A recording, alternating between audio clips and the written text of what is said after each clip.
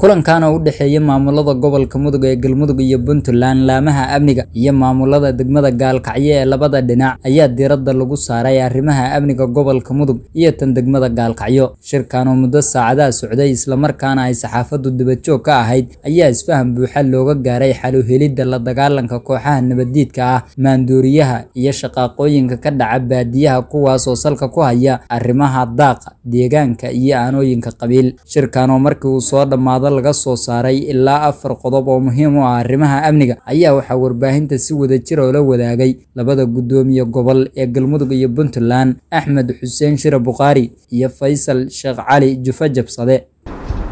shirkaani waxaan uga hadalnay oo aan ku dardargelinaynay in aan ka shaqeyno danaha guud ee gobolka.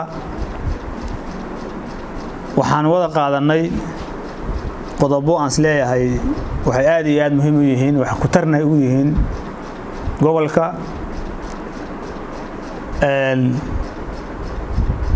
si hordhaca waxaan u wada qaadanay ama go'aan ka gaarnay ama isla qaadanay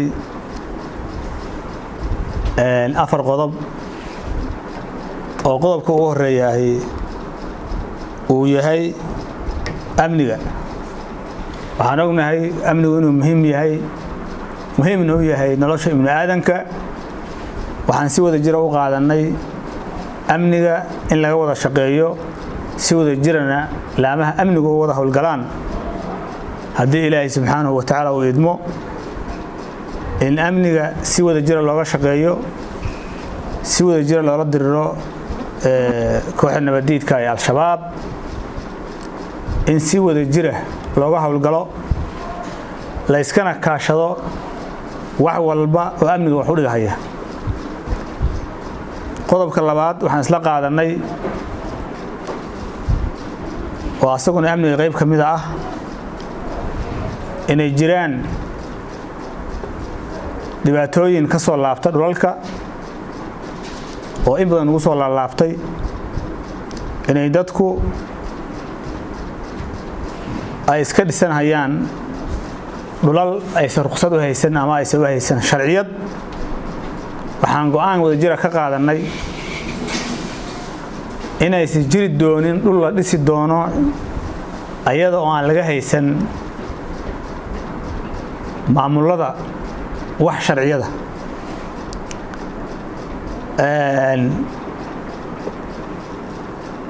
qofka dhulka dhisahaya ama guri ha ahaado ama dhul kale oo bannaan ha ahaado, waxaa looga baahan yahay waa inuu haystaa sharciyada degmada uu markaa ka howlgalayo. haddii uu dhul dhiso uusan u haysan ruqsad, waxaan la isla qaatay wixii uu ka dhiso in la baabi'iyo, sharcigana la hor keeno. qodobka saddexaad oo goluhu isla qaatay waxaa ayana nagu soo laalaabatay seero ama meelo dad iska dhisanayaan, meel xoolo daaqeen oo qof iska xaraysanayo, dhibaato ay ka dhalato, dadku ay ku dagaalamaan,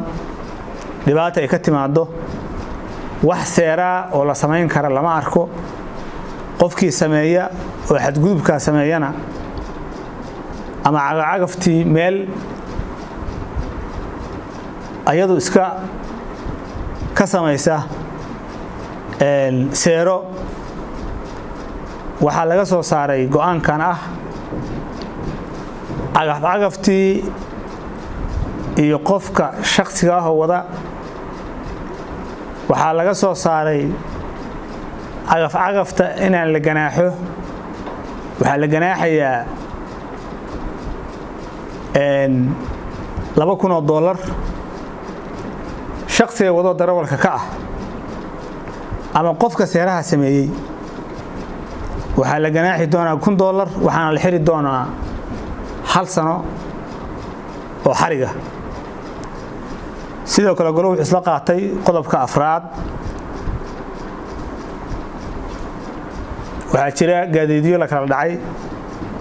iyo xoolo dhaqato mararka qaadkood samaysa xoolaha kala dhaca ayagana sidoo kale waxaan ku amraynaa oo goluhu isla qaatay in haddii arrimahaas ay dhacaan ay ku soo sinaan maamulada annaga ayaa mas'uul ka ah haddii ilaahay idmo qofkii gaadiid laga dhaco ama xoolo laga dhaco wuxuu ku soo sinayaa oo la soo xiriirayaa maamulada annaga ayaana haddii ilaahay idmo go'aan ka qaadanayna cidda falkaas geystana tilaabada ku habboon ka qaadanayna haddii ilaahay idmo shirkaasi wuxuu ku soo beegmay xilli loo baahnaa oo arrimo badan oo xasaasi ah oo nabadgelyada aanu dhidibada ugu aasayno ama nolosha dadka aanu dhidibada ugu aasayno ama horumarka ayaan ka maarmooynay inaan isu nimaadno waxaa yimid duruufo badan oo ku xeeran noloshayada waxaa yimid duruufo badan oo ku xeeran amnigayaga sidaa daraaddeed waxaa lagama maarmaan noqotay guddiga amniga labada gobol inay isu yimaadaan hadday isu yimaadaanna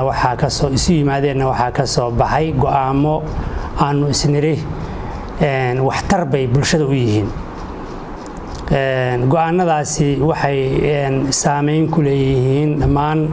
waxyaabaha aan isleenahay ummaddan nolosheeda iyo amnigeeda bay dhibaato ku yihiin inaannu ku xakamayno sidaa daraaddeed dadka labada dhinac mudug iyo